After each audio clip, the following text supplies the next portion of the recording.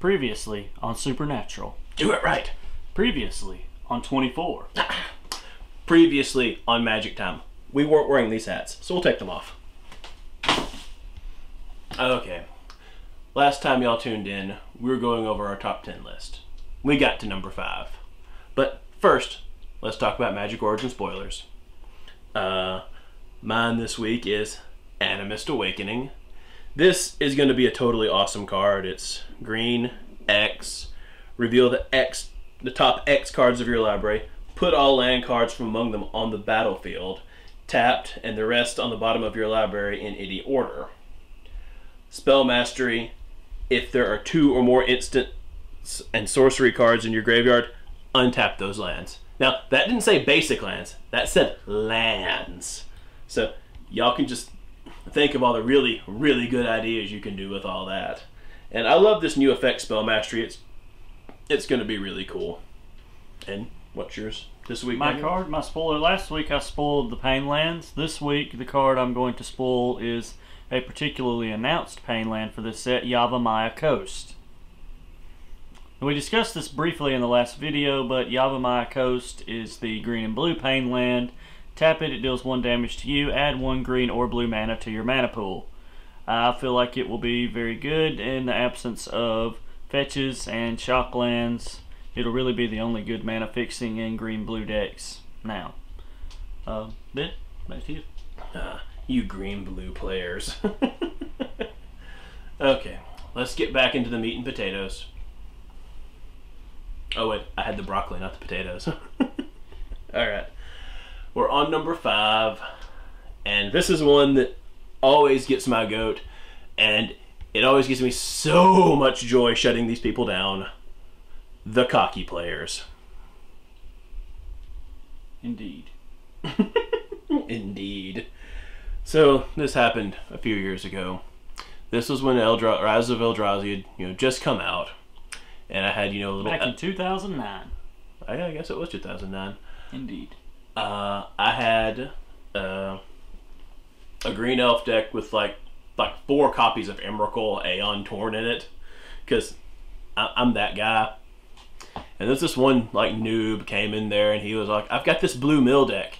This blue mill deck is unbeatable. It's never been beaten. And I'm like, really? It's never been beaten? Okay, I'll play with you. And he started milling me and I hammed it up like, oh no, you're milling away all my cards. What am I going to do? And then he milled to Emrakul. And well, we know Emrakul's effect. Once it goes into the graveyard, your graveyard is shuffled back into your library, thus nullifying all mill effects. And he was like, what card is that? I'm like, it's Emrakul. It just came out. And he was like, oh. It was great. I destroyed him like a total, butthole would. But you got to do that to people sometimes. You have to teach people humility. All right. Which brings us to number 4. Worst type of person to play Magic against. Noobs. Now, we've all been noobs at one time, and we've always, sit there, looked at our hand for 20 minutes. What do we do? What do I do? How do I play this game? Yeah. But the noobs that we're talking about are not the noobs that openly admit they don't know how to play this game. We're talking about the noobs who will sit there and argue with you over the rules that they don't even understand themselves. Yeah, and they're like, they're just... Then they cry and like babies. Then they cry, and it's funny, and you laugh at them. Then We're talking about the noobs that I thoroughly enjoyed beating regularly with proxies. Yeah, proxy player. But for real, hey, we all started off as noobs, so we can't get too mad at them. You got to teach them and mold them, and then I teach them by bluntly kicking them in the teeth.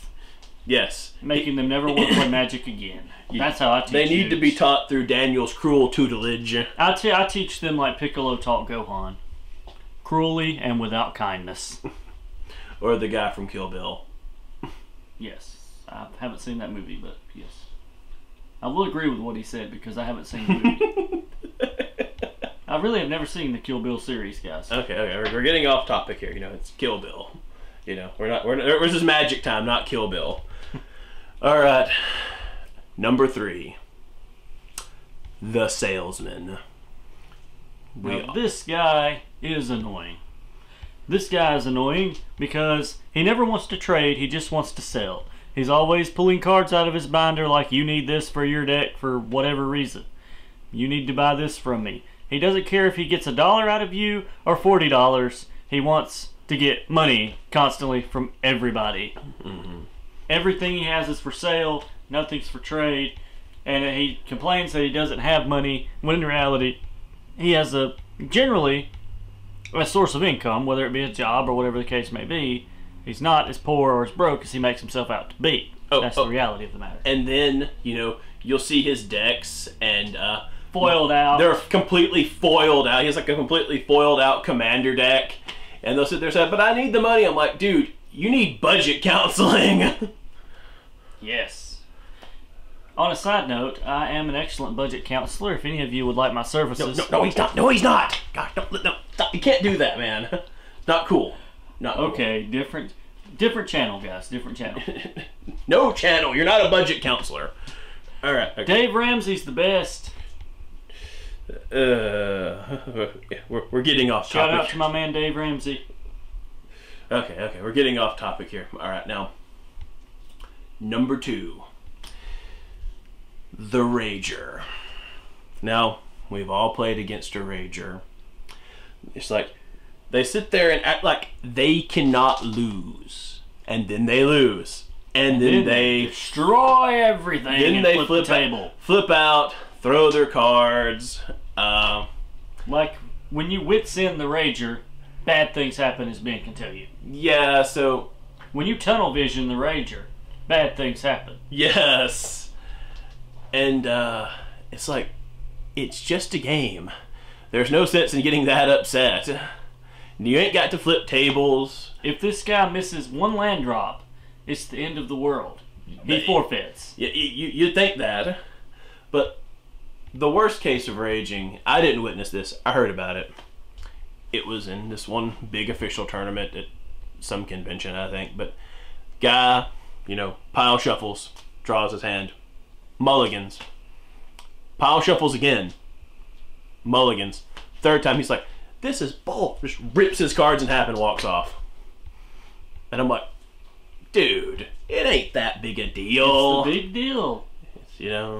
But depending, arguably the biggest deal, because he might have had a lot of money on the line. We don't know the circumstances of this story that Ben is telling. Ben might know these circumstances of this story. I'm just here. Continue. It doesn't matter, what you had on the line. I mean, you should always be a courteous player. Agreed. Don't, if you sit there do that in front of noobs and then they're like, well, I want no part of this. Everyone here is crazy. True. All right, but before we get to number 1, we'll talk about some honorable mentions. Daniel wanted to talk about, but it worked on Moto player. Yes. See, I play Magic online a lot myself. I play Moto generally more than I play Magic in person, in real life. It's just easier for me with my job. But a lot of players in real life, even up to the point of some tournaments, small-time tournaments, will argue with the judges that Moto let me do this or Moto let me do that. And in reality, it didn't, because the rules enforced at tournament level are the same as the rules enforced on Moto, or should be. But they will argue the point of, well, I did this in Moto, or I did that in Moto, and they didn't. It's simple, it's annoying, and they're argumentative. The reason this didn't make the main list is because this is a small niche of players. Next. Okay, next one is, well, the rich player. He has every single card in foil. Buys boxes a day. Play set. They come 2 or 3 boxes a day or a week. I've seen someone come in the store, and spend $500, buy 5, boxes of Allura, I believe it was, and then was like, well, I can't afford this $10 DVD. Oh, I wonder why. But yeah, and they've got everything. They've got a play set of everything foiled out, and act like they're just it on a stick because they've got everything foiled out. But then when next month rent rolls around and, well, I spent $600 on Magic and now I can't pay for my house, that's a problem. Because generally, Magic players aren't rich. Generally, if they're buying a large amount of product, not always, but from an LGS or whatever the circumstance may be, that money's coming from somewhere and being shifted into Magic the Gathering. Usually from things that could be arguably more important than spending $600 on some essentially worthless cardboard that could be worthless at any given time. My opinion, harping a little. You know, his views do not reflect those of Wizards of the Coast. Wizards of the Coast wants you to buy all the Magic product you can afford, even some you can't afford. Go into debt, get credit cards, steal from your parents. Solutions to life. Don't steal from your parents. Don't go into debt. Budget counseling. It's Dave Ramsey. Dave Ramsey, budget counseling. Buy his books, listen to him on the radio, watch his show. Dave Ramsey does not endorse us or even know who we are. But that's irrelevant. I like Dave Ramsey myself. I'm a vouch for the guy. Dave Ramsey, if you want to give us money, that's totally cool. But we're going to vouch for you either way because he's going to vouch for you. I don't know anything about this. He's vouching for you too, even if he isn't saying it. By we discussed this prior, and he's trying to back out on this agreement. I will vouch to be a proxy. Yes, so you got 2 vouches. Anyways, give us money. We're whatever. Poor. All right. Next honorable mention: role players. The I am Jace Balerion, watch me mind sculpt you players. I'm a role player.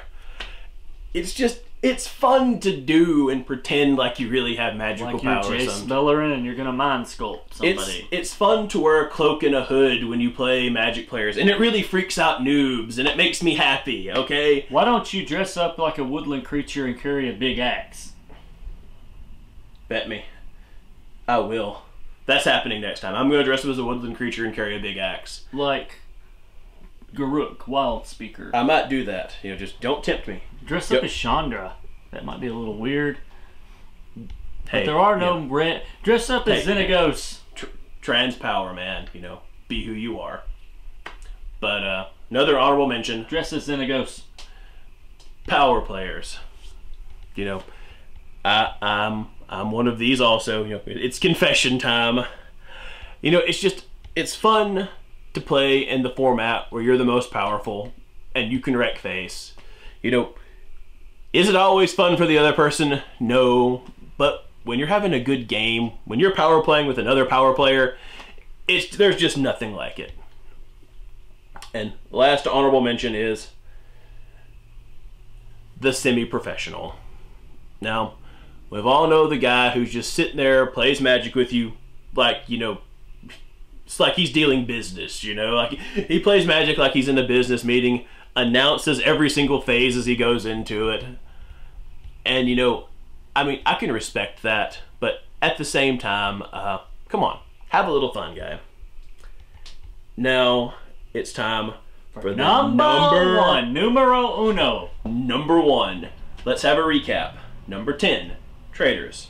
Number 9, The Degenerate. Number 8, The Nostalgia Player. Number 7, The Beggar. Number 6, The Proxy Player. Number 5, Akaki. Number 4, Noobs. Number 3, Salesman. And number 2, The Rager. And number 1 is Cheaters. Cheaty face. You know, for obvious reason, we all hate cheaters. Actually, I love Cheaty face. But you hate cheaters. Not if they play Cheaty face. Oh, okay. All right, yeah. All right, let's just take them off number 1 then. But yeah, there's, you know, the people who, you know, like draw an extra card now and then. They draw an extra card. You know, not mentioning names. Like, I know someone who's skilled in sleight of hand, and he may or may not have, you know, drew an extra card while playing in a tournament. It wasn't you. You're not skilled in sleight of hand. Quit acting like you're cool, Daniel. Now, the worst case of cheating I've heard of is, you know, this didn't happen to me personally, but this is something I've heard of. Like, when your opponent goes to shuffle your deck, drop one of your cards on the floor, put their foot over it, and then when they'll call a judge for a deck check, you'll be at 59 cards and, you lose the round. Didn't happen to me personally, but I've heard of this. So keep an eye on things like that. But yeah, cheaters out there, why? It's just a game. It's for fun. Exactly. And, there ain't no sense in just cheating. And especially in a big tournament. Yeah, I know there's a lot of money and stuff on the line, but, don't take it so seriously. if you don't win it honestly, you didn't really win it. There's really no glory in it. Unless it's unhinged and you sneak 5 cheaty faces into play. That's perfectly okay.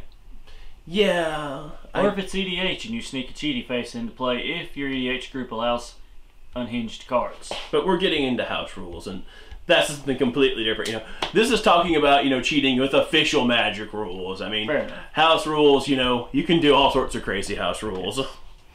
You could do a house rule. I start the game with 10 cheaty faces in play on the board. You could do a house roll where Cheaty face is my commander. yeah, you could do anything with crazy house rules. But once again, number one problem with Magic, cheaters. But thanks for watching, everybody. Like us, subscribe, comment. Click the like button. Click the subscribe button. Click the comment button. Just click the buttons. Yet. Click the post button. Post a comment. Oh. Have a discussion. We'll talk about apple pies. Share. We'll talk about candy. We might even talk about Magic the Gathering and share our videos. Yeah, share on social media. Keep this going. Spread the word. Make us worldwide phenomenons. One day. Today. Make it happen today. Today. We want 48 million views from you. That's our goal. When we get 48 million views, we'll buy and open a box of Alpha. We'll do it. We'll go the distance. He will pay for buy it. This. He will open pay. it. He will pay for this we box. We will do this. He will pay for this box of we Alpha. will pay for this box of Alpha. He will pay for it. You heard him say it. He will pay for this box of Alpha. I will pay for this box of Alpha. Okay. 48 million subscribers and views. Preferably subscribers. And views. And on each video. Yes. 48 million views on each of our videos. 48 million subscribers. I'll open a box of Alpha. We'll do it. Next week we'll be back to opening packs again. We just thought we'd do this list of something different these weeks because our schedule was kind of crazy and I'm super tired. I won't even lie. He's been working all night all week. Someone has to work the night shift, this next couple of weeks. It was rough. It was rough, but it was worth it. Thank you. Thank you all. You're awesome. You all. And we beg you for likes and subscriptions. We cast ourselves upon your YouTube genius mercies. Too far, dude. Too far? Relax, too far, relax, too far, too far. Okay, we're good. Thanks for watching. And we're down. Have a good night. See y'all next week. Ciao.